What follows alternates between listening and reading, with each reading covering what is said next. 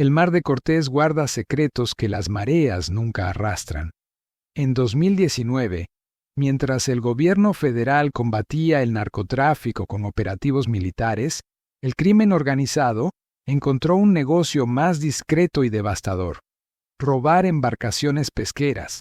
Luis Montaño Cázares, pescador de 52 años, con la piel quemada por 30 años bajo ese sol del Pacífico, conocía cada corriente, cada banco de pesca, cada refugio costero de esa zona entre Mazatlán y Los Mochis.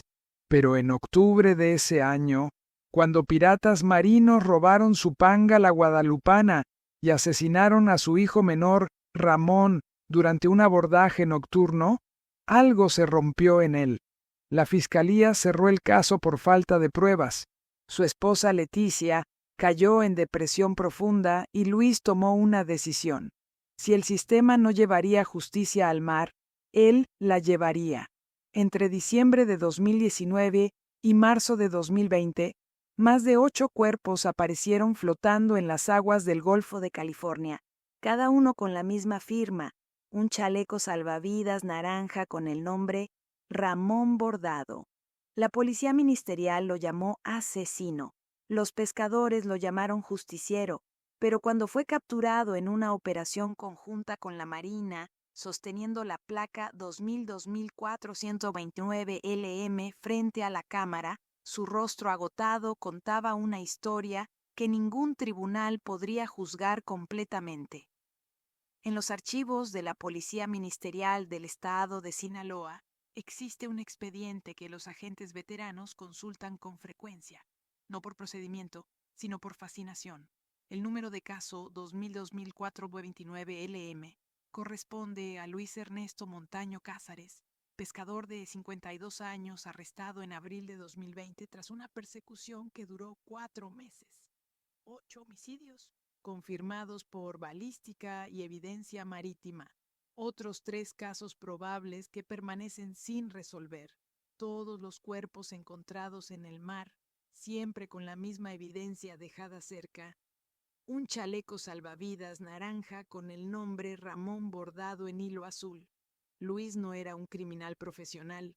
Era la tercera generación de una familia que vivía del mar desde 1955, cuando su abuelo estableció su primer campo pesquero en las costas de Altata. Heredó la panga familiar a los 23 años tras la muerte de su padre en un naufragio y durante décadas la trabajó con la misma disciplina que aprendió desde niño. Salir antes del amanecer, revisar cada red, conocer cada motor como la palma de su mano y respetar las vedas aunque otros no lo hicieran. Si quieres seguir con la historia, deja tu like y suscríbete para más. La panga. La Guadalupana nunca fue grande según los estándares de la flota pesquera de Sinaloa. 28 pies de eslora, motor Yamaha de 200 HP, valuada en aproximadamente 450,000 pesos. Suficiente para mantener a una familia, emplear a 2 marineros y dejar algo para el futuro. Luis era respetado en la cooperativa pesquera de Altata, no por el tamaño de su embarcación, sino por su conocimiento del oficio y su palabra intachable. Su apariencia física contaba la historia de esas décadas. El sol del mar de Cortés no perdona y el rostro de Luis mostraba cada año invertido bajo ese calor húmedo y despiadado. Arrugas profundas surcaban su frente y el contorno de sus ojos. Su cabello, completamente grisáceo y cortado muy corto, enmarcaba un rostro de piel manchada por el salitre y curtida por el viento marino. La barba de varios días, que nunca se molestaba en afeitar completamente, le daba un aspecto de hombre que había dejado de preocuparse por las apariencias urbanas.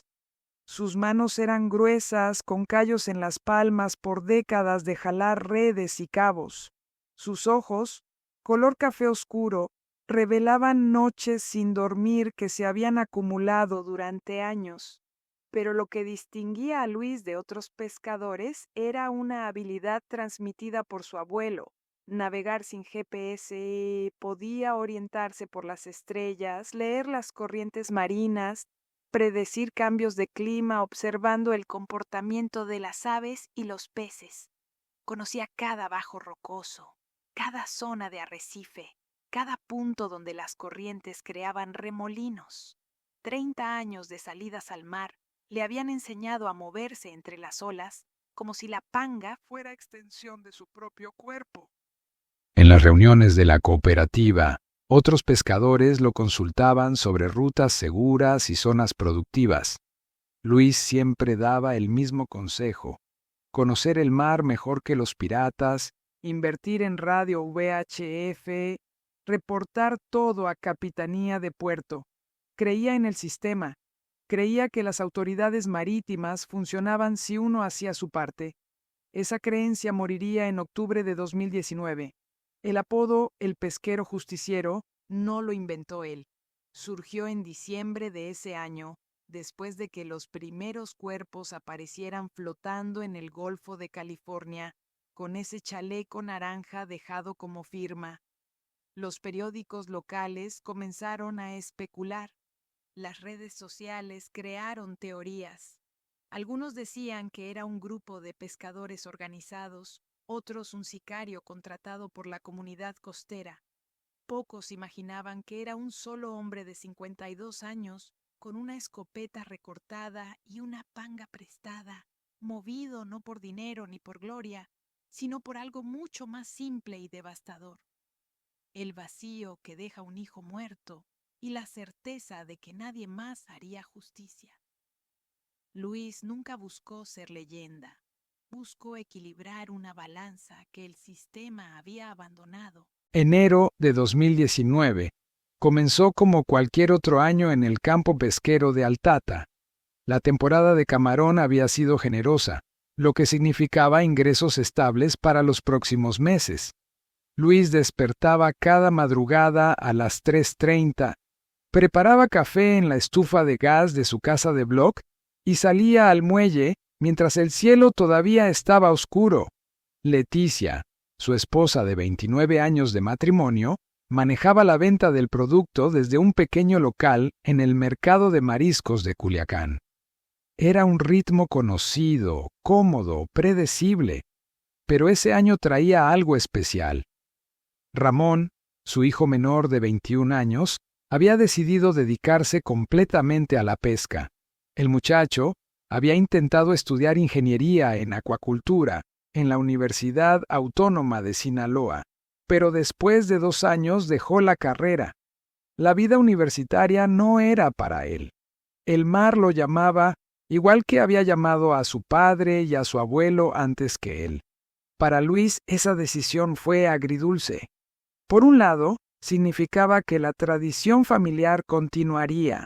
Por otro, sabía que la vida del pescador era cada vez más difícil. Los recursos pesqueros disminuían, las regulaciones aumentaban y, sobre todo, la inseguridad en el mar se había vuelto una amenaza constante. Ramón era alto, moreno, con el cuerpo fibroso que da el trabajo físico en el mar. Siempre vestía una playera blanca o gris de algodón y el chaleco salvavidas naranja reglamentario que su padre le había comprado cuando tenía 15 años. Tenía el nombre Ramón bordado en hilo azul en el pecho. Era su uniforme no oficial y se sentía orgulloso de llevarlo. El vínculo entre padre e hijo se había forjado no en conversaciones profundas, sino en trabajo compartido. Desde los 17 años, Ramón acompañaba a Luis en las salidas de pesca. Aprendió a leer las mareas, a reparar motores fuera de borda, a lanzar y recoger redes, a identificar bancos de pesca por el color del agua. Pero más importante, aprendió a respetar el mar. Una tarde de junio, durante una jornada de pesca, Ramón notó que el motor hacía un ruido extraño. Le preguntó a su padre cómo sabía cuándo algo estaba por fallar.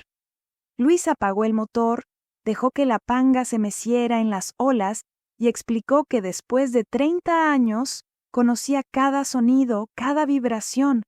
El motor era como un ser vivo. Había que escucharlo, sentirlo. Ramón absorbía cada lección con atención. Luis tenía otro hijo mayor, Carlos, que había tomado un camino diferente. Trabajaba como supervisor en una maquiladora en Culiacán. Visitaba a sus padres los domingos, pero la relación era distante. Carlos había elegido la seguridad del salario quincenal sobre la incertidumbre del mar.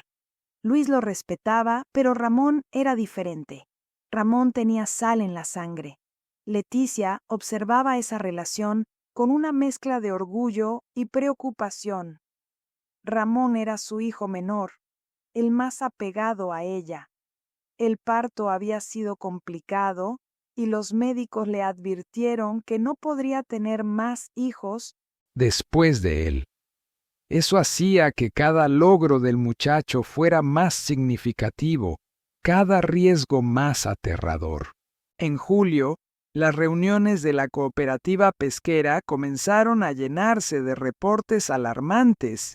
La panga, el delfín de Teacapán, había sido robada en plena noche con 3 tripulantes a bordo. En Mazatlán, unos pescadores fueron golpeados y arrojados al mar después de que les robaran su cargamento de camarón. Los números eran brutales. Solo en julio, Sinaloa registraba un promedio de 4 casos de piratería marítima por semana. Luis respondió como hombre precavido. Instaló un radio VHF de mayor alcance en la Guadalupana. Compró un GPS con función de emergencia que enviaba señal satelital. Reforzó las cerraduras del compartimiento del motor. Coordinó con otros pescadores un sistema de comunicación para reportar actividad sospechosa. Hizo todo lo que un pescador responsable debía hacer. Ramón participaba en esas medidas de seguridad con entusiasmo juvenil. Revisaba el radio cada mañana, probaba el GPS, incluso sugirió comprar bengalas de emergencia. Luis sonreía ante esa energía. Su hijo no solo continuaría la tradición, la mejoraría. Las comidas familiares de ese verano giraban alrededor de los planes de Ramón para mejorar la operación pesquera. Hablaba de técnicas de conservación del producto, de nuevos mercados para exportación, de la posibilidad de certificarse en pesca sustentable. Luis escuchaba, a veces cuestionaba, pero siempre con respeto. Leticia intervenía ocasionalmente para recordarles que comieran antes de que la comida se enfriara. Era una vida simple, construida sobre décadas de trabajo honesto. Nada extraordinario, nada que llamara la atención. Solo una familia que vivía del mar y planeaba el futuro. En octubre, todo eso terminaría. Si estás siguiendo esta historia y quieres saber qué viene después, suscríbete y activa la campanita. Cuéntame en los comentarios desde qué ciudad o estado nos estás viendo. La noche del 18 de octubre de 2019 había luna nueva. Luis lo recuerda porque la oscuridad era absoluta, el tipo de negrura que solo existe en el mar cuando no hay luna ni luces costeras cerca. Tenía reunión en Culiacán con los directivos de la cooperativa. El tema era la presión que ejercerían sobre el gobierno estatal para aumentar patrullajes de la Marina en zonas de pesca. Los casos de piratería seguían aumentando. Noviembre registraría 19 incidentes, el récord en 18 meses. Luis salió del campo pesquero a las 7 de la noche. Calculaba regresar cerca de las 11. Ramón se quedó en la Guadalupana con 2 marineros de confianza, Sergio Valenzuela y Miguel Ángel Osuna, ambos pescadores con más de 15 años en el oficio. El plan era simple: pasar la noche en la panga fondeada en la bahía, listos para salir a pescar al amanecer. Era algo que hacían frecuentemente para ganar tiempo. Ramón llevaba puesto su chaleco salvavidas naranja, el mismo que usaba siempre. Luis le recordó por radio que no hicieran nada imprudente si detectaban embarcaciones sospechosas. Solo observar y reportar a Capitanía de Puerto. A las 10:34 de la noche, 2 pangas rápidas sin matrícula visible se aproximaron a la Guadalupana desde el norte. Apagaron los motores a 300 metros de distancia y se acercaron remando. Eran profesionales, conocían las rutas de patrullaje de la Marina. Sabían que esa zona, entre Altata y Teacapán, era un punto ciego en la vigilancia marítima. 6 hombres abordaron la Guadalupana. Portaban machetes, tubos de acero y al menos una pistola. No usaban máscaras. En esas aguas, la impunidad era tan completa que ni siquiera consideraban necesario ocultar sus rostros. Ramón y los 2 marineros estaban durmiendo en la cabina cuando sintieron el movimiento. Ramón salió primero, encendió la lámpara de emergencia. Su voz sonaba firme cuando preguntó qué querían. La respuesta fue un golpe con tubo que lo derribó sobre la cubierta. Los piratas comenzaron a desconectar el motor fuera de borda. Era un Yamaha 200 HP relativamente nuevo, valorado en 120,000 pesos por sí solo. También revisaron las redes, el GPS, todo lo que pudiera revenderse. Sergio intentó usar el radio VHF para pedir ayuda, pero uno de los asaltantes lo golpeó con el machete, cortándole 3 dedos de la mano izquierda. Miguel Ángel quedó paralizado del miedo, arrodillado en la cubierta. Ramón se levantó. La lámpara iluminaba la sangre que corría por su frente desde el golpe inicial. Cometió el error de enfrentar a los piratas. Les gritó que esa era su vida, que no podían simplemente quitársela, que su familia dependía de esa panga. Lo que sucedió después duró menos de 1 minuto. Uno de los piratas, un hombre corpulento con tatuaje de calavera en el antebrazo izquierdo, sacó una pistola calibre .38. Ramón intentó quitársela. Hubo forcejeo. Sergio, sangrando profusamente de la mano, gritó que se detuvieran. El disparo resonó en la oscuridad del mar. Ramón cayó sobre la cubierta. El chaleco salvavidas naranja comenzó a teñirse de rojo. El muchacho intentó respirar, pero la bala había perforado su pulmón derecho. Sus manos buscaban algo a qué aferrarse. Los piratas no esperaron a ver si moría.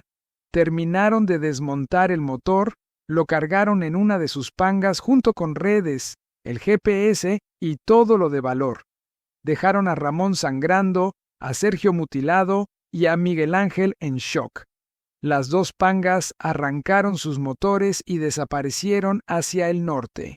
Luis recibió la llamada de emergencia a las 11:02 de la noche, cuando conducía de regreso por la carretera federal.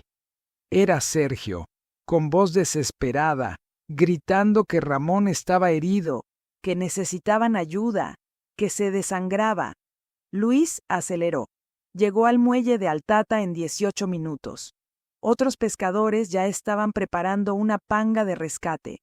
Salieron en convoy, 3 embarcaciones con lámparas de alta potencia barriendo el agua oscura. Encontraron la Guadalupana a las 11:47.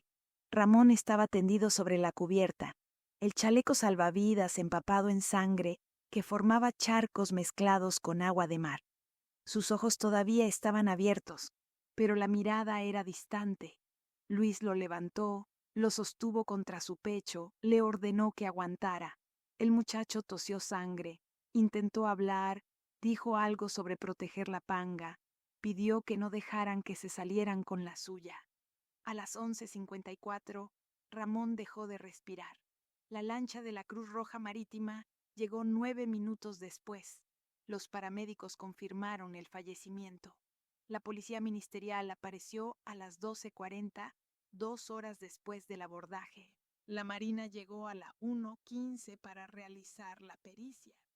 Tomaron fotografías, levantaron evidencia, hicieron preguntas que Luis respondió en automático mientras sostenía el chaleco ensangrentado de su hijo.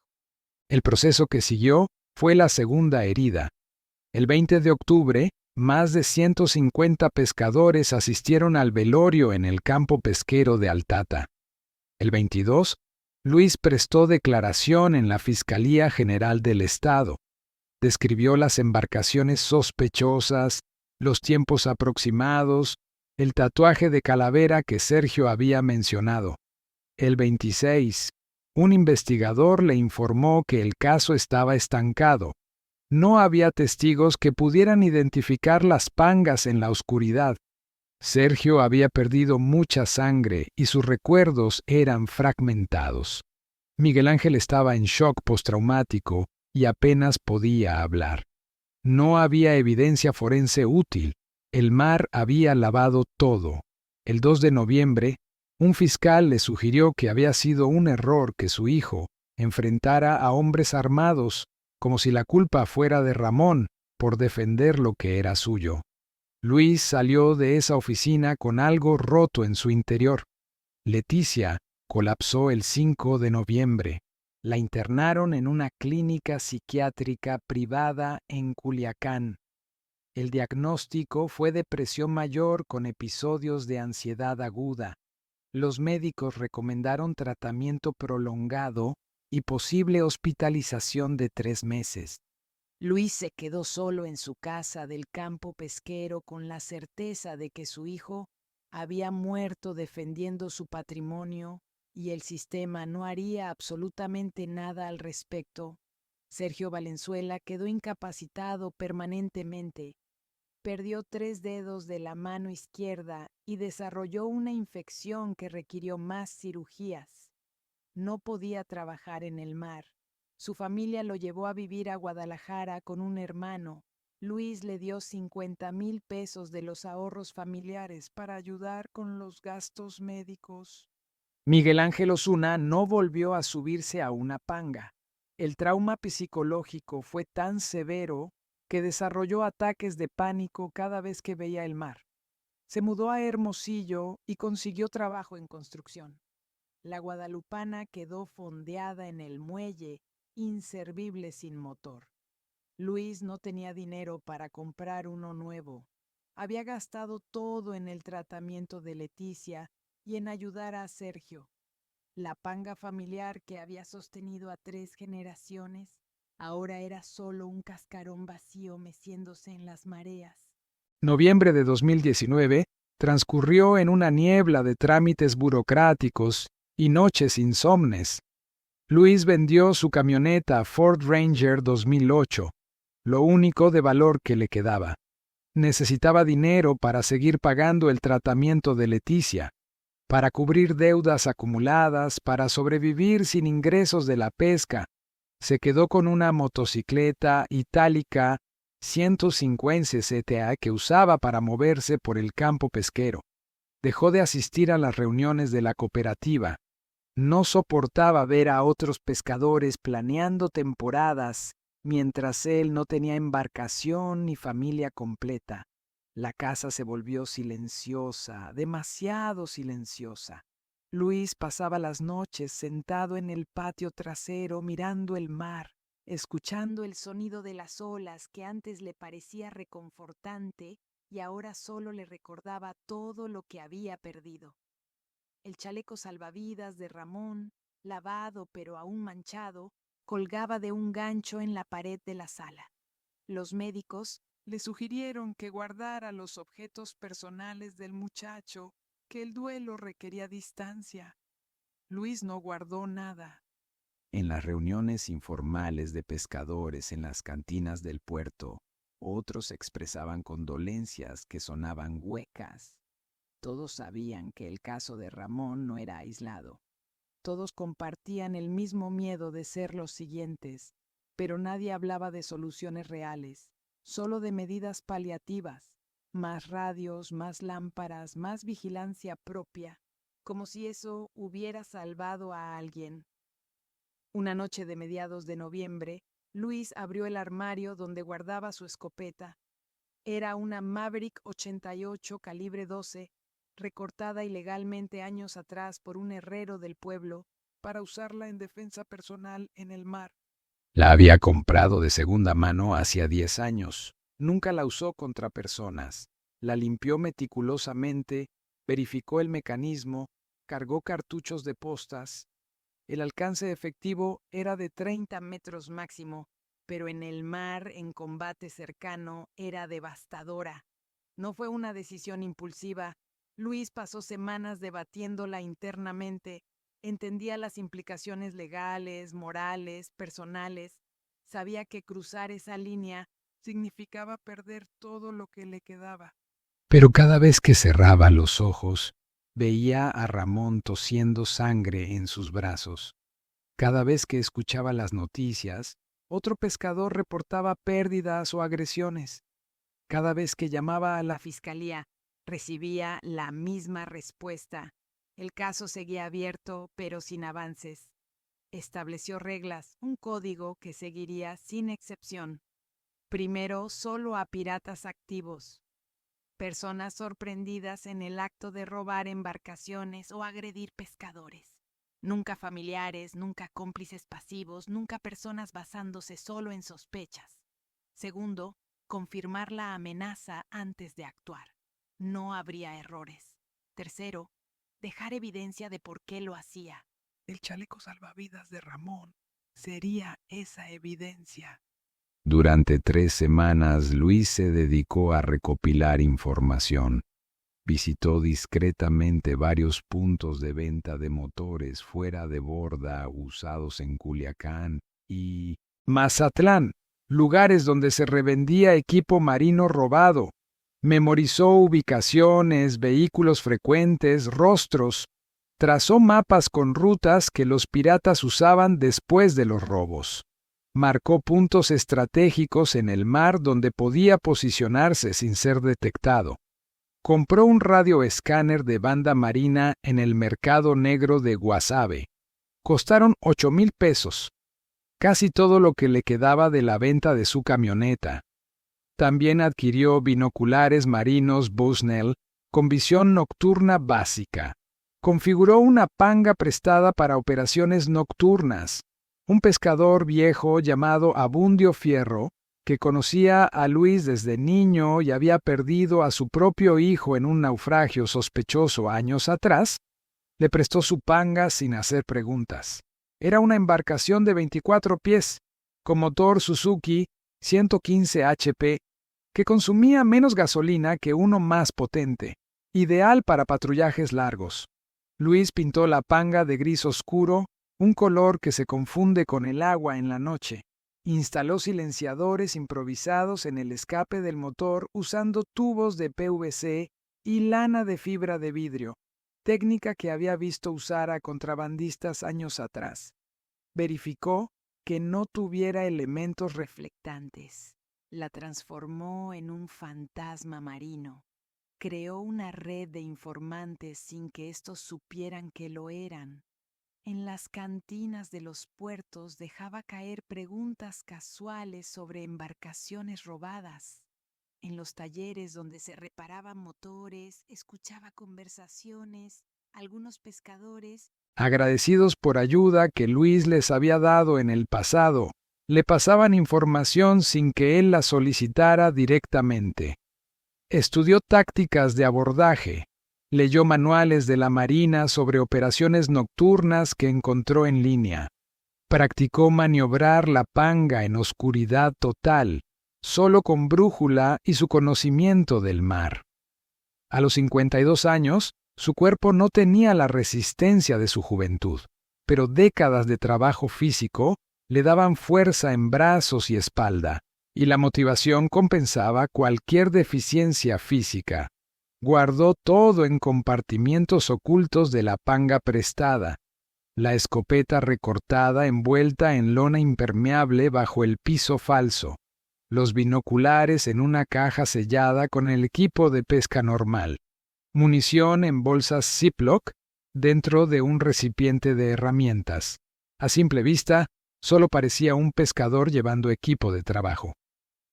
Una tarde de principios de diciembre, Luis visitó el cementerio de Altata. Se arrodilló frente a la tumba de Ramón. No rezó, Solo habló en voz baja, explicándole lo que estaba a punto de hacer. Pidió perdón no por lo que haría, sino porque el mundo había llegado a un punto donde sentía que no tenía otra opción.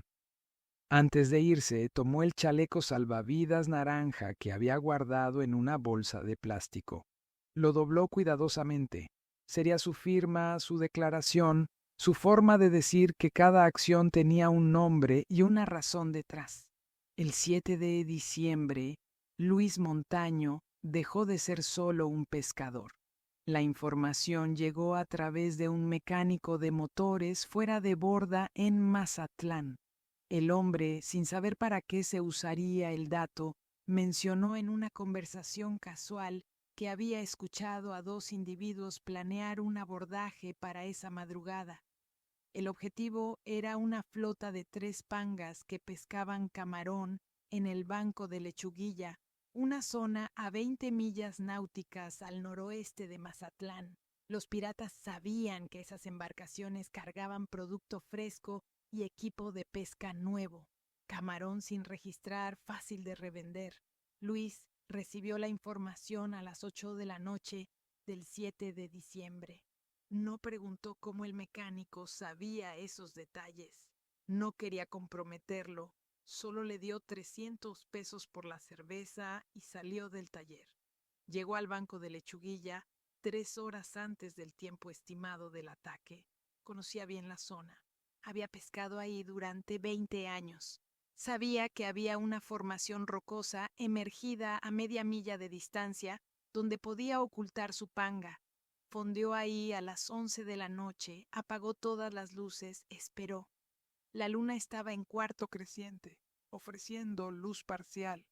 Las 3 pangas pesqueras trabajaban con sus lámparas encendidas, visibles a kilómetros de distancia. Luis las observaba con los binoculares. Podía ver a los pescadores jalando redes, clasificando camarón. No sabían que eran señuelos involuntarios. A las 2:13 de la madrugada, 2 pangas rápidas sin luces aparecieron desde el sur. Se movían en formación cerrada. Luis las detectó por el sonido de sus motores antes de verlas. Eran Evinrude de alta potencia, probablemente 250 HP cada uno. El tipo de motor que solo narcos o piratas podían pagar. Se aproximaron a las pangas pesqueras con velocidad. Luis arrancó su motor en marcha mínima y comenzó a acercarse usando la formación rocosa como cobertura. La distancia se redujo a 200 metros. Podía escuchar gritos. Los piratas estaban abordando la primera panga. Luis aceleró.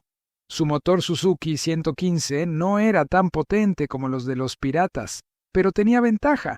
Elemento sorpresa. Se aproximó con las luces apagadas, navegando por instinto y conocimiento del terreno. A 50 metros, encendió el reflector de alta potencia directo a la cara de los asaltantes. 5 hombres estaban sobre la panga pesquera. 2 más permanecían en sus embarcaciones. Portaban machetes y al menos 2 pistolas visibles. Uno de ellos tenía tatuaje de calavera en el antebrazo izquierdo, el mismo que Sergio había descrito la noche que mataron a Ramón. Luis no dudó. Mientras el reflector lo cegaba, levantó la escopeta recortada. El primer disparo impactó al hombre del tatuaje en el pecho a 15 metros de distancia. Las postas lo lanzaron al agua. El segundo disparo alcanzó a otro pirata que intentaba sacar su pistola. Cayó sobre la cubierta de la panga pesquera. Los otros 3 piratas se dispersaron. 2 saltaron al agua. El quinto intentó regresar a su panga rápida. Luis recargó y disparó nuevamente, pero el objetivo ya estaba en movimiento. El hombre alcanzó su embarcación y arrancó el motor, abandonando a sus compañeros. Los 2 en el agua nadaban desesperadamente hacia la otra panga pirata. Luis los observó a través de los binoculares. No tenía disparo claro y no dispararía a hombres desarmados en el agua. Esperó. Los 2 piratas subieron a su embarcación y arrancaron. huyendo hacia el sur a máxima velocidad. Luis esperó 20 minutos. Los pescadores de las 3 pangas estaban en shock, gritando preguntas, intentando entender qué había pasado. No se acercó a ellos. Navegó hacia donde había caído el hombre del tatuaje. El cuerpo flotaba boca abajo, meciéndose con las olas. Luis lo jaló a su panga, verificó pulso. Ninguno. En el bolsillo del cadáver encontró un celular dentro de una bolsa impermeable y documentos de identificación falsos. Regresó donde estaba el segundo cuerpo, sobre la cubierta de la panga pesquera. Los pescadores se habían apartado, aterrorizados. Luis verificó el pulso. Muerto también. Este tenía un tatuaje rudimentario de número 13 en el cuello, símbolo asociado a ciertas células criminales de Sinaloa. Luis habló por primera vez. Su voz era calmada pero firme. Ustedes no me vieron. Yo no estuve aquí. Reporten que los piratas te mataron entre ellos por el botín. ¿Entendido? Los pescadores asintieron rápidamente. Uno de ellos, un hombre mayor que reconoció a Luis, dijo en voz baja: «Gracias, compa». Luis no respondió. De su panga extrajo el chaleco salvavidas naranja de Ramón. Lo había traído envuelto en plástico. Lo desenvolvió con cuidado, casi con reverencia. No lo colocó sobre los cuerpos. Eso sería una falta de respeto hacia Ramón. Lo dejó colgado del timón de una de las pangas piratas abandonadas, bien visible. A las 3:20 de la madrugada, Luis ya navegaba de regreso. Los cuerpos quedarían flotando. El chaleco quedaría como firma. Los pescadores reportarían una versión que protegería su identidad. Cuando llegó al campo pesquero de Altata a las 5:30, el sol apenas comenzaba a iluminar el horizonte. Limpió la panga, guardó el arma, se duchó. A las 7 visitó a Leticia en la clínica psiquiátrica. Ella estaba mejor, pero todavía frágil. Hablaron de cosas cotidianas. Luis no mencionó nada sobre la noche anterior. Los cuerpos fueron descubiertos por una lancha de la Marina a las 9 de la mañana. La policía ministerial llegó 2 horas después. Encontraron el chaleco con el nombre Ramón bordado. Los investigadores no entendieron el significado de inmediato, pero lo documentaron como evidencia. Para la tarde del 8 de diciembre, la noticia circulaba en todos los grupos de pescadores de la región. 2 piratas ejecutados en el banco de Lechuguilla. Un chaleco salvavidas dejado como firma. Nadie sabía quién era el responsable, pero en los campos pesqueros aislados de la costa sinaloense, por primera vez en meses, algunos hombres sintieron que alguien estaba combatiendo el mismo enemigo. La balística confirmó que los 2 piratas en el banco de Lechuguilla habían sido eliminados con escopeta calibre 12, disparada desde distancia corta. Los ángulos de entrada sugerían un tirador posicionado en embarcación en movimiento. La policía ministerial amplió la investigación, pero los 3 pescadores testigos mantuvieron su versión. Los piratas se mataron entre ellos durante una disputa. Pero lo que más intrigaba a los investigadores era el chaleco salvavidas. El nombre Ramón llevó a los agentes al caso sin resolver de Ramón Montaño, asesinado el 18 de octubre durante un abordaje pirata. Visitaron a Luis el 12 de diciembre. Luis los recibió con tranquilidad en su casa del campo pesquero. Respondió todas las preguntas, explicó que ese era el chaleco que su hijo llevaba puesto la noche que fue asesinado, que la fiscalía se lo había devuelto tras completar la pericia, que lo guardaba como recuerdo. Los investigadores preguntaron por su paradero la madrugada del 7 de diciembre. Luis dijo que estaba en casa, solo. No había testigos que pudieran corroborar ni refutar su versión. No había evidencia que lo vinculara directamente con los hechos.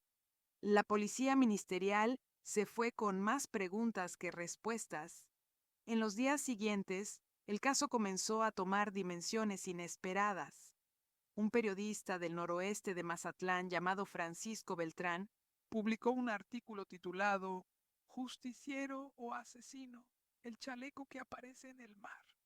El texto especulaba sobre un pescador que había perdido a su hijo y ahora cazaba a los responsables.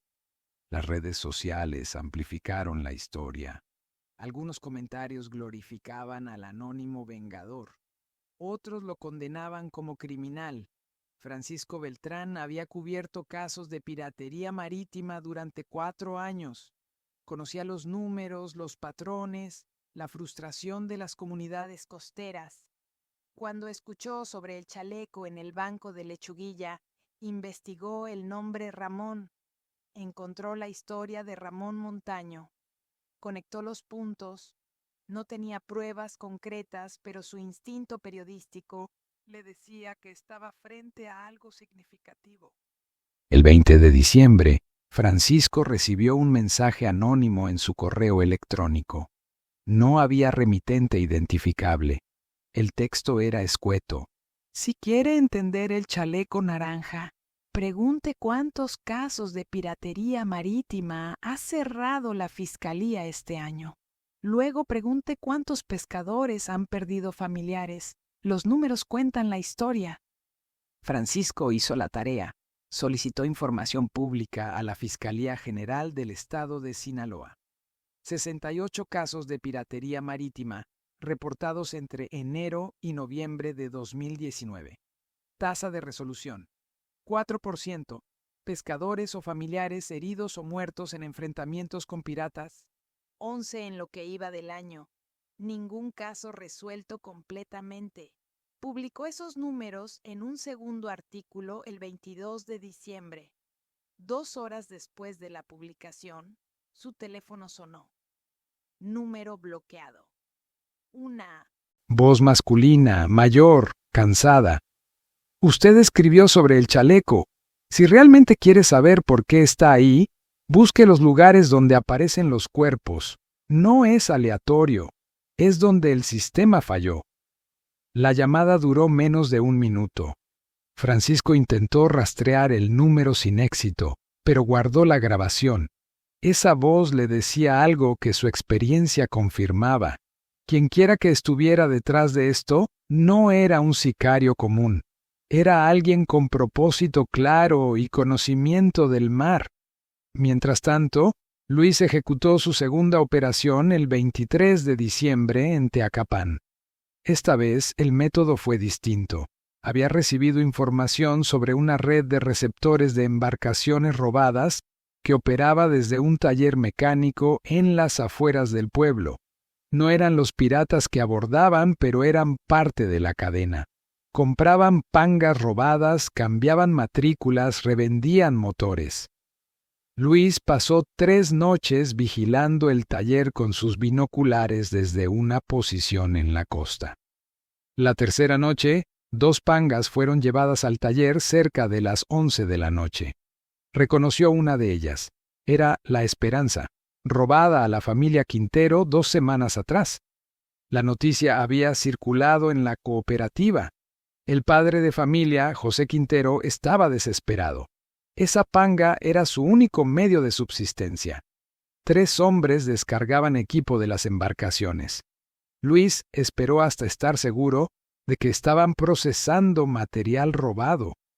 A las 11:40 se aproximó al taller por tierra, caminando desde donde había estacionado su motocicleta a medio kilómetro de distancia. El taller estaba en zona aislada, rodeado de manglar. No había casas cercanas. Luis llevaba la escopeta recortada bajo un impermeable. Se acercó hasta 20 metros. Los 3 hombres trabajaban bajo luz de lámparas de mano, desmontando motores. Luis disparó una bengala al aire. El estallido de luz roja iluminó toda el área. Los 3 hombres se paralizaron, cegados temporalmente. Luis avanzó con la escopeta levantada. ¡Al suelo, todos! 2 obedecieron inmediatamente, aterrorizados. El tercero intentó correr hacia el manglar. Luis disparó al aire. El hombre se detuvo, levantó las manos, cayó de rodillas. Luis los mantuvo así durante 5 minutos mientras inspeccionaba las pangas. Confirmó que era material robado. En un escritorio improvisado, encontró documentos de venta falsos, matrículas apócrifas, incluso un cuaderno con registro de operaciones que incluía fechas, embarcaciones y nombres. Tomó fotografías con una cámara desechable que había comprado. Luego habló. Ustedes 3 tienen 2 opciones. Primera, me dicen quiénes son los piratas que traen las pangas. Nombres, ubicaciones, todo. Segunda, los dejo aquí para que la policía los encuentre con toda esta evidencia. Los 3 empezaron a hablar al mismo tiempo. Uno de ellos, el mayor, de unos 45 años, parecía ser el encargado. Dio nombres. Mencionó una célula que operaba desde Isla de la Piedra.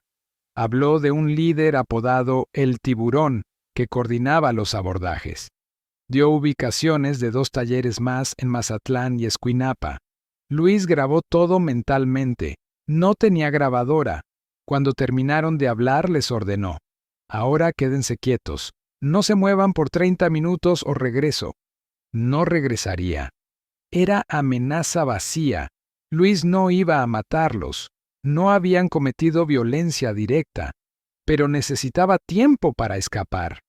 Antes de irse, colgó el chaleco naranja de Ramón en la puerta del taller. Dejó las fotografías que había tomado sobre el escritorio. Alguien las encontraría y esperaba que la información llegara a las autoridades correctas. A las 12:15 estaba en su motocicleta, alejándose por caminos de terracería. Los 3 hombres no se movieron durante 40 minutos, aterrorizados. Cuando finalmente reaccionaron, uno llamó a El Tiburón para reportar lo sucedido. Otro simplemente huyó del estado. El tercero se entregó a la policía ministerial 2 días después, con toda la información que Luis había dejado. El operativo policial resultante recuperó la Esperanza y otras 4 pangas robadas. Arrestaron a 2 receptores más, pero El Tiburón y su célula de piratas desaparecieron antes de que pudieran capturarlos. Francisco Beltrán cubrió la noticia. En su artículo del 26 de diciembre tituló: Operativo recupera 5 embarcaciones robadas. Chaleco naranja aparece nuevamente. Comenzó a recibir mensajes anónimos de pescadores agradeciéndole por visibilizar el tema. Algunos le compartían información sobre otros casos de piratería sin resolver. Luis pasó la Navidad con Leticia en la clínica. Ella estaba mejorando. Los medicamentos estabilizaban su estado de ánimo. Hablaron sobre el futuro, sobre la posibilidad de reconstruir. Luis no mencionó nada sobre lo que estaba haciendo. Pero cuando Leticia preguntó si había noticias sobre quién mató a Ramón, Luis solo dijo: el mar cobra sus deudas, Leti. Siempre lo hace. El 4 de enero de 2020, Luis localizó al grupo de El Tiburón. La información del encargado del taller había sido precisa. Operaban desde una casa en Isla de la Piedra, frente a Mazatlán. Luis pasó 2 días vigilando. Contó 6 individuos que entraban y salían. 2 pangas rápidas permanecían fondeadas cerca de la casa. La noche del 6 de enero, usando la panga prestada de Abundio, Luis se posicionó a 500 metros de la isla. Con sus binoculares observó que 4 de los piratas preparaban equipo para salir.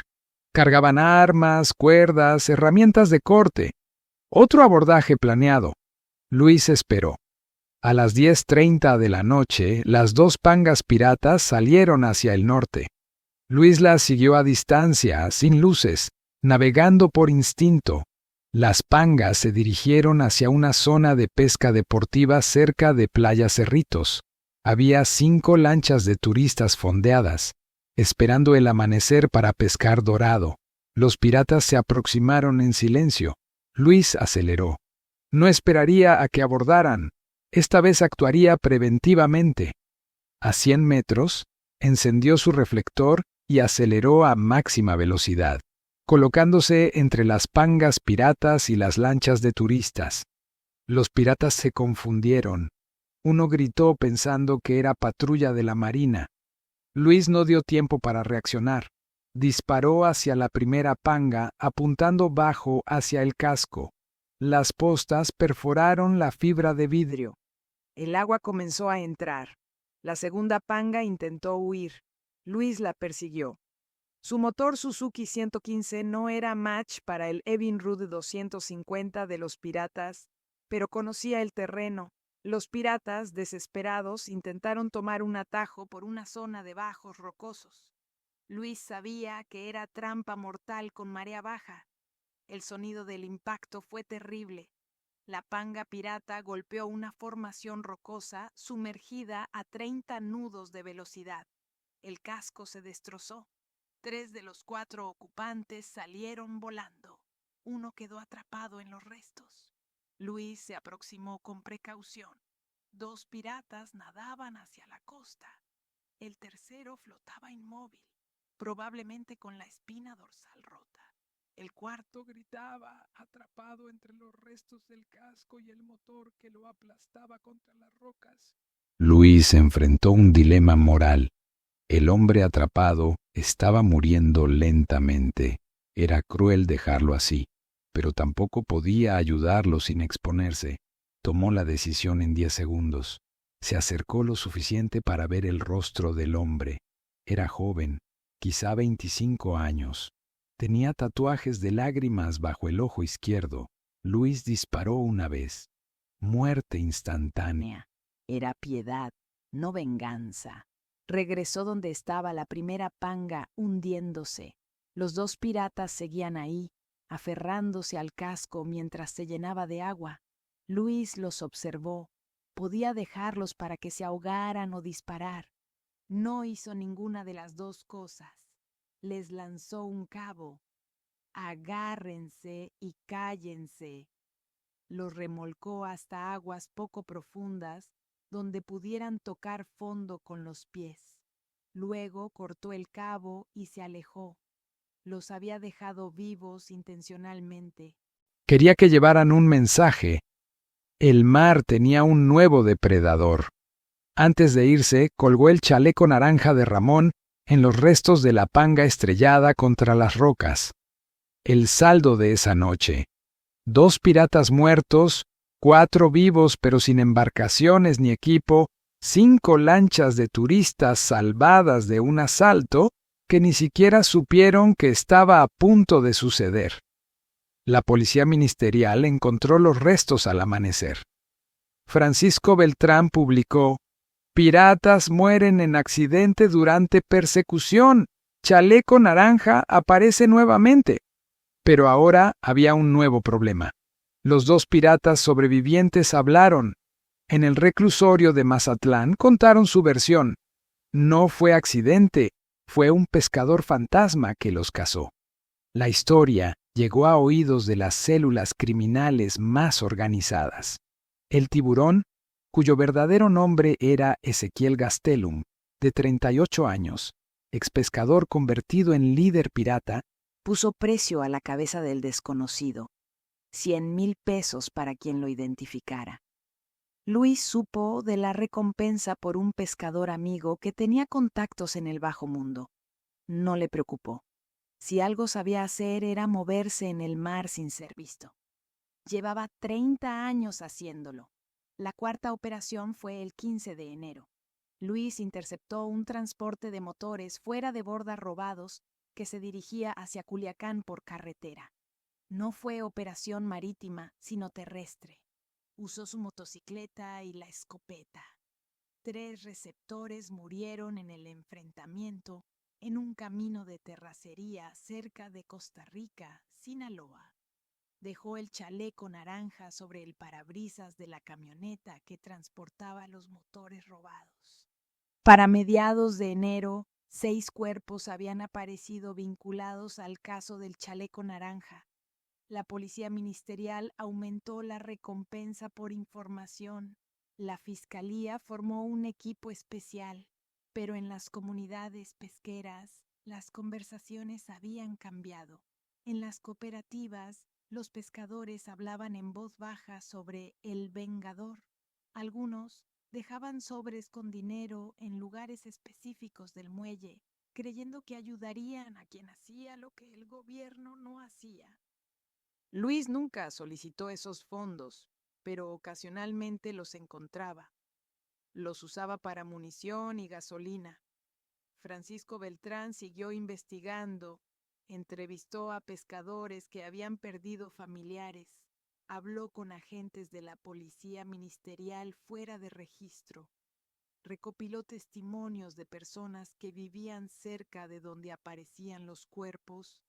Nadie admitía saber quién era el responsable, pero tampoco nadie parecía ansioso porque lo capturaran. El patrón era claro. Cada víctima era un pirata activo. Cada ubicación era un sitio de robo reciente o procesamiento de equipo robado. Y cada chaleco naranja era un recordatorio de por qué estaba sucediendo. El 25 de enero de 2020, Ezequiel Gastelum, el tiburón, decidió que la situación había llegado demasiado lejos. Había perdido 6 operadores, 2 embarcaciones, 3 puntos de venta de equipo robado. Su reputación estaba en juego. Las otras células criminales comenzaban a verlo como débil, incapaz de controlar su territorio. Gastelum no era un criminal común.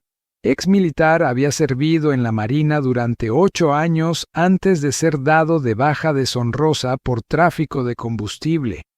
Conocía tácticas, sabía organizar operaciones.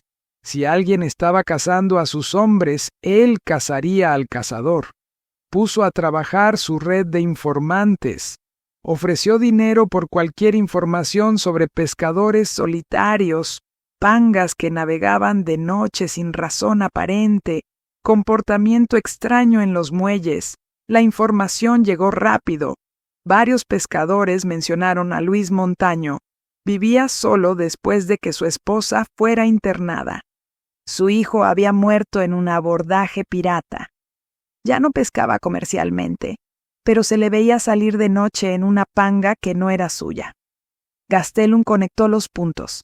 Investigó más. Descubrió que el chaleco naranja tenía el nombre del hijo de Luis. Tuvo certeza. Había encontrado a su objetivo. El 28 de enero, Gastelum tendió una trampa. Filtró información falsa sobre un supuesto abordaje planeado para esa madrugada en Bahía de Navachiste. Luis, que tenía orejas en varios lugares, recibió el dato. No tenía razón para dudar. La fuente era confiable. Lo que Luis no sabía era que la fuente había sido torturada hasta revelar que pasaba información al pescador fantasma. Luis llegó a Navachiste a la 1 de la madrugada del 29 de enero. Fondeó en su posición habitual, elevación con vista a la bahía, apagó luces, esperó. A las 2:15, 3 pangas aparecieron. Luis las observó a través de sus binoculares.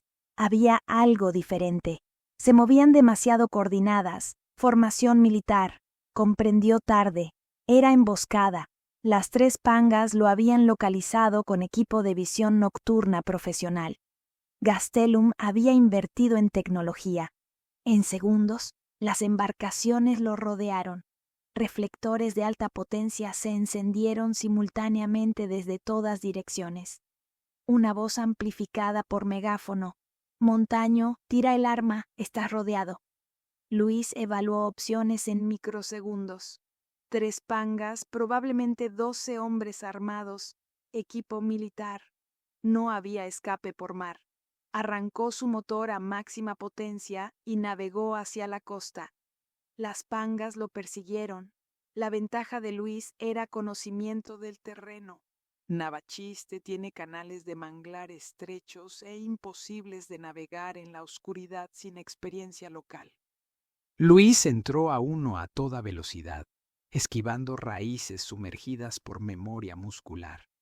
2 de las pangas perseguidoras intentaron seguirlo, Una chocó contra un tronco sumergido, la otra se atascó en lodo, pero la tercera panga, tripulada por Gastelum mismo, tenía menos calado. Siguió la persecución. La distancia se cerraba. A 50 metros, Gastelum abrió fuego con un rifle AR-15. Las balas perforaron el casco de la panga de Luis. Una rompió el tanque de gasolina. Combustible comenzó a derramarse. Luis viró bruscamente hacia un canal aún más estrecho. Su panga, con el casco dañado y motor fallando, apenas lo logró. La embarcación de Gastelum no cabía. Tuvo que detenerse. Luis siguió navegando hasta que el motor finalmente murió. La panga se detuvo en un banco de arena. Estaba a 3 kilómetros tierra adentro, rodeado de manglar denso. Tomó su escopeta, munición y un machete. Abandonó la embarcación y corrió hacia la espesura. Gastelum y sus hombres lo persiguieron a pie durante 4 horas. Luis conocía el manglar. Lo había explorado desde niño. Usó cada truco que su abuelo le enseñó. Caminar por raíces sumergidas sin dejar huellas, usar lodo para enfriar su firma térmica, moverse contra el viento para que los perros no pudieran seguirlo. Al amanecer, Gastelum perdió el rastro. Furioso, ordenó retirarse, pero ahora sabía 2 cosas: quién era su enemigo y que Luis Montaño era más peligroso de lo que imaginaba. Luis emergió del manglar cerca del pueblo de San Ignacio a las 9 de la mañana. Estaba cubierto de lodo, exhausto, pero vivo. Caminó 5 kilómetros hasta llegar a una carretera. Un camionero lo recogió. No preguntó nada al ver su estado. En Sinaloa hay cosas que es mejor no saber. El comandante de la policía ministerial asignado al caso del chaleco naranja era Víctor Manuel Osuna, veterano con 18 años de servicio. Osuna había seguido el patrón de las muertes, todas relacionadas con piratería, todas con la firma del chaleco. Después del incidente de Navachiste, donde se reportó un enfrentamiento y se encontró una panga abandonada con matrícula registrada a nombre de Abundio Fierro, Osuna tuvo su primera pista sólida. Visitó a Abundio el 30 de enero. El viejo pescador de 71 años no era buen mentiroso. Confesó que había prestado su panga a Luis Montaño. No sabía para qué la usaba, pero sospechaba. Osuna no arrestó a Abundio. Lo viejo no era cómplice, solo un amigo ayudando a otro. Osuna fue a buscar a Luis a su casa en Altata. No estaba. Preguntó a otros pescadores. Nadie sabía dónde estaba. Oficialmente comenzó la búsqueda de Luis Montaño Cázares como sospechoso principal en 8 homicidios relacionados con piratería marítima. Luis, mientras tanto, se había refugiado en una cabaña abandonada en la sierra cerca de Concordia, un lugar que su padre usaba décadas atrás para cazar venado. Nadie sabía de su existencia. Necesitaba tiempo para pensar, planear, decidir su siguiente movimiento. Por 3 días evaluó sus opciones. Podía huir del estado, cruzar a otro país incluso. Tenía 52 años, podría desaparecer, pero eso significaría abandonar a Leticia, admitir derrota, dejar que Gastelum siguiera operando, o podía terminar lo que empezó. Francisco Beltrán, el periodista, recibió otra llamada anónima el 2 de febrero. La misma voz cansada: Gastelum, el tiburón, busque su historial militar, busque cómo maneja el negocio. No solo roba embarcaciones, mueve droga usando pangas pesqueras como fachada. El problema es más grande de lo que parece. Francisco investigó. Encontró que Ezequiel Gastelum había sido dado de baja de la Marina en 2014. Su historial incluía entrenamiento en operaciones anfibias y tácticas de combate nocturno. Después de su baja, había desaparecido del radar hasta 2016, cuando comenzó a ser mencionado en reportes de inteligencia como operador menor de una célula del cártel de Sinaloa dedicada a piratería marítima y narcotráfico costero. Las pangas robadas no solo se revendían, algunas se usaban para Transportar droga en rutas marítimas donde la marina no patrullaba frecuentemente. Era operación sofisticada. Gastelum no era simple ladrón, era pieza de una estructura criminal mayor. Francisco publicó esa información el 4 de febrero. El artículo fue explosivo. La piratería en Sinaloa es fachada para narcotráfico marítimo. Autoridades federales tomaron nota. La investigación pasó de ser caso local a tema de seguridad nacional. Luis leyó el artículo en un periódico que compró en Concordia. Entendió que había destapado algo más grande de lo que imaginaba. Ya no cazaba solo a los asesinos de su hijo, estaba enfrentando parte de la infraestructura criminal del Estado. El 12 de febrero, Luis decidió que era momento de terminar. Gastelum seguía operando, cada vez más violento. Había matado a 2 pescadores en Guasave que se negaron a trabajar para él. La impunidad era total. La policía ministerial tenía orden de captura contra Luis, pero no contra Gastelum. La paradoja era obscena. Luis pasó 5 días vigilando los movimientos de Gastelum. El pirata tenía un patrón. Cada jueves por la noche se reunía con sus lugartenientes en una casa en Isla de la Piedra para planear operaciones de la semana. Llegaba en su panga personal, una lancha Scarab de alta velocidad, 40 pies de eslora, valuada en más de $1,500,000 de pesos. Era su orgullo. Luis planeó meticulosamente. No enfrentaría a Gastelum en tierra. Ahí, el pirata tenía ventaja numérica. Lo enfrentaría en el mar, donde las reglas eran diferentes. La noche del 18 de febrero, Luis se posicionó en el canal que Gastelum debía cruzar para regresar de Isla de la Piedra hacia Mazatlán. Conocía la ruta.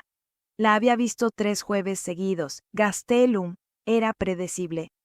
Luis había conseguido prestada otra panga, esta vez de un pescador de Dautillos que no preguntó para qué. También había comprado algo nuevo en el mercado negro, 3 cartuchos de escopeta con munición de magnesio incendiario, ilegales, militares, devastadores. A las 11:47 de la noche, la Scarab de Gastelum apareció. Venía a velocidad moderada. Luis esperó que estuviera en el punto más estrecho del canal, donde las opciones de maniobra eran limitadas. Entonces aceleró directo hacia él. Gastelum lo vio demasiado tarde. Intentó virar, pero Luis ya estaba en curso de colisión. A 30 metros, Luis disparó el primer cartucho incendiario hacia el tanque de gasolina de la Scarab. El impacto creó una explosión masiva. La fibra de vidrio y la gasolina se incendiaron instantáneamente. Gastelum y 2 de sus hombres saltaron al agua antes de que el fuego los alcanzara. Luis les dio chance. Navegó en círculo, observándolos nadar hacia la costa. Uno de los lugartenientes no lo logró. Tenía una herida grave por quemaduras y agotamiento. Se hundió antes de alcanzar la orilla. Luis no disparó de nuevo. No era necesario. La Scarab ardía como una antorcha flotante, iluminando el canal. El fuego consumió el motor y con él el símbolo del poder de Gastelum. Minutos después, sirenas lejanas comenzaron a escucharse. Capitanía de Puerto y Marina, alertadas por pescadores que vieron la columna de humo. El tercer hombre no llegó a la orilla. Las quemaduras y el agotamiento lo vencieron antes. El canal volvió a quedar en silencio, roto solo por el crepitar del fuego y el oleaje contra los restos de la Scarab. Luis no disparó más. Observó unos segundos y se retiró. La embarcación de Gastelum ardía, inutilizada. Su poder en el mar había terminado. Minutos después, pescadores alertaron a Capitanía de Puerto. La Marina arribó al sitio y rescató a Ezequiel. Gastelum con vida, gravemente herido. En el hospital naval quedó bajo custodia federal. En las siguientes horas se ejecutaron cateos, decomisos de droga y aseguramientos de pangas robadas. La célula criminal quedó expuesta. Pero el caso no terminó ahí. 3 días después, el 21 de febrero, Luis Montaño fue localizado en una cabaña abandonada en la sierra. No opuso resistencia. Estaba exhausto. Había terminado lo que se propuso. La policía ministerial lo detuvo por 8 homicidios relacionados con piratería marítima. El chaleco naranja fue asegurado como evidencia. Durante el proceso judicial, Luis no negó los hechos. No pidió perdón. Solo declaró una frase ante el juez: si no los detenía yo, nadie lo iba a hacer. La fiscalía fue clara. No importaban los motivos, la ley no avala la venganza. Luis Montaño fue sentenciado a prisión por homicidio múltiple. Ezequiel Gastelum también fue condenado por delincuencia organizada, narcotráfico y homicidio. Su red quedó desmantelada. En Altata y Navachiste, la piratería disminuyó drásticamente. Los pescadores recuperaron el mar, pero el precio fue alto. Luis Montaño perdió su libertad. Gastelum perdió su imperio. 8 hombres perdieron la vida. Esta no es una historia de héroes. Es una historia de abandono, impunidad y violencia. Cuando el Estado no protege, algunos deciden hacerlo por su cuenta. Y casi siempre, el final es el mismo. En Sinaloa, el mar no olvida, pero la justicia, tarde o temprano, alcanza a todos.